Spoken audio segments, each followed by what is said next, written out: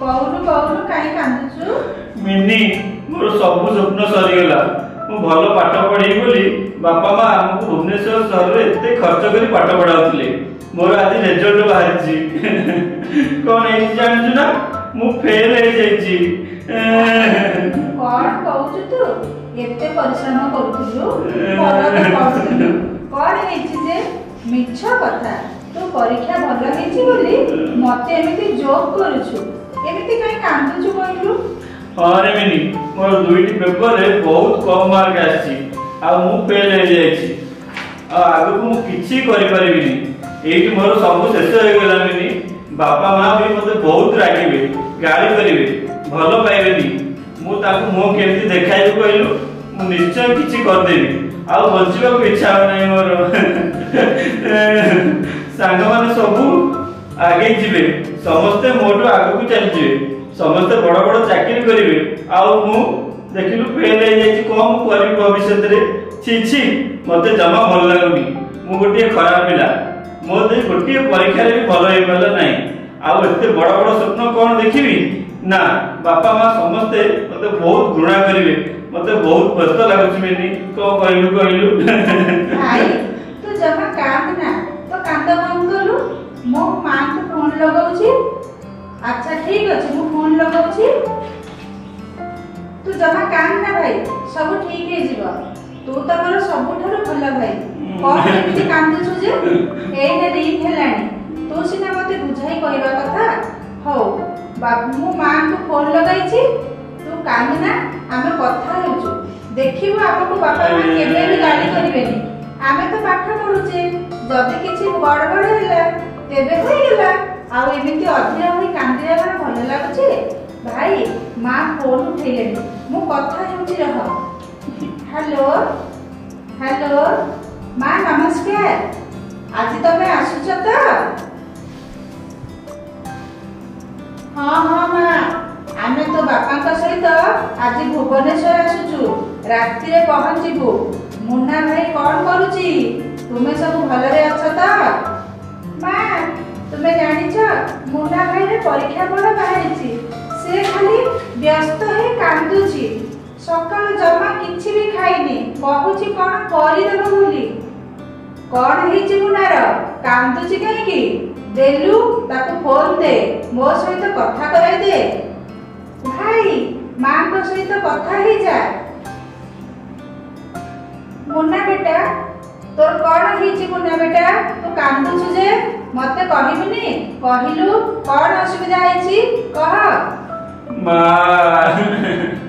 माँ मोर दुईटी पेपर खराब होईछि मु बहुत कम मार्क रखिछि माँ मु परीक्षा रे फेल हे गली आउ कोन मु पास करि परिबी माँ जब मु जम्मा भल पिला नुहे तुमे मते जा बुझाई कहिथिलो सब तो मानिली पाठ भी पढुथिली लेखिथिली हेले एमती कोन हो गेला के जानी मु आ भल मनुष्य होई परिबिनी माँ अरे बाबा मुन्ना तू आग कांद बंद करी मो कथा सुन तो परीक्षा आगु पढुथिलु परिश्रम करी अभ्यास मध्य करूथिलु तथापि जदि दुईटी पेपर खराब हो गला आ रिजल्ट भल हलानी सेटा कोन हलो एमिति अधैर्य होले कोन हबो आग तो ध्यानर सहित शांति रे सुन बाबा मनीष सब बेले तार असफलता ही आगु को बढ़वा को प्रेरणा पाइबो समस्त काम सब बेले सफल हबो सेमिति किछि माने नै बेले बेले एभली भी घटिଥାଏ परीक्षा रे फेल होई गले जीवन कोन एठी सरी जाई कि बाबा ना एमिति तू मन को नै सब कथा जम्मा कांदना आगो कांदिबा बंद कर तू एथरा न होला आरो थर को चेष्टा करिवो परीक्षा तो आउ थर भी देई हबो एथिरे किछि बड़ कथा नै हां आउ गोटे कथा तो सांग मानक पाखरे निजु को जम्मा छोट भाबिबु नै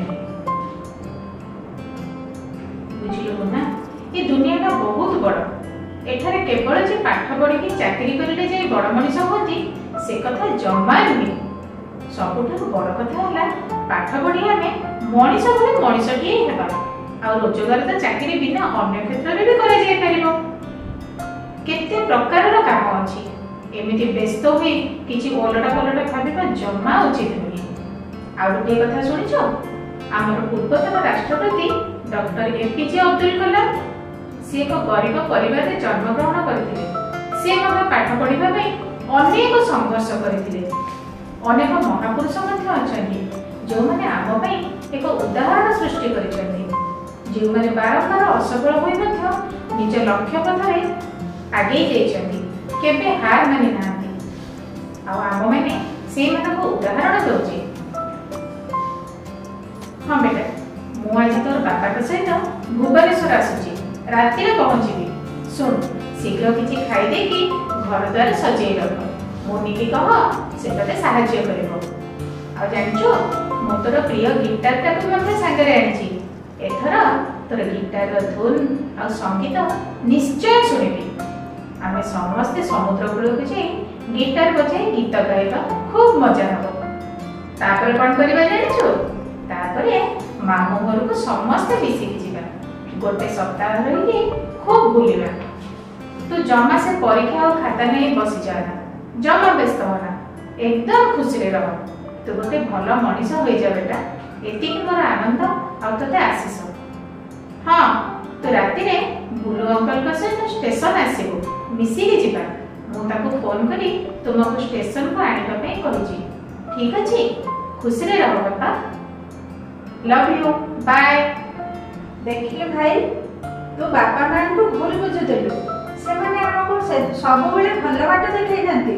ପିଲାମାନଙ୍କର ସବୁ କଥା ଆଉ ସବୁ ସମସ୍ୟାର ସମାଧାନ ତାଙ୍କରି ପାଖରେ ଅଛି। ତାଙ୍କୁ ସବୁ ଜଣାଇବା, ସେମାନେ ନିଶ୍ଚୟ ଆମକୁ ବୁଝିବେ। କାହିଁକି ନା ଆମେ ଦୁଇ ଭାଇ ଭଉଣୀ ବି ସୁନା ପିଲା। ବାପା ମାଙ୍କ କଥା ମାନିକି ଆମେ ସବୁବେଳେ ଚାଲିଛେ। ହଁ ମିନି, ମୁଁ ଆଜି ବୁଝିପାରୁଛି ବାପା ମାଙ୍କୁ କାହିଁକି ଭଗବାନ ବୋଲି କୁହାଯାଏ। ସେମାନେ ଆମର ମନ କଥା ବୁଝିଯାଆନ୍ତି ଆଉ ସବୁ ପରିସ୍ଥିତିରେ ଆମ ସହିତ ରହିଥାନ୍ତି। ତେଣୁ କୌଣସି ପ୍ରକାର ନକାରାତ୍ମକ ଭାବନା ମନରେ ନ ରଖି ଆଜିଠାରୁ ମୋର ସବୁ ସମସ୍ୟା ବାପା ମାଙ୍କୁ କହିବି। ଏହା ହିଁ ଠିକ ହେବ। ତୁ ଠିକ କହିଥିଲୁ ମିନି। ଚାଲ ଏବେ ଆମେ ମିଶି ଘର ସଫା କରିବା ଆଉ ଘରକୁ ଖୁବ ସୁନ୍ଦର ଭାବେ ସଜାଇ ରଖିବା ଆଉ ବାପା ମାଙ୍କୁ ଅପେକ୍ଷା କରିବା। ରାତିରେ ପୁଣି ଷ୍ଟେସନ ଯିବାକୁ ହେବ ଯେ। ଚାଲ ଚାଲ ଚାଲ ଚାଲ।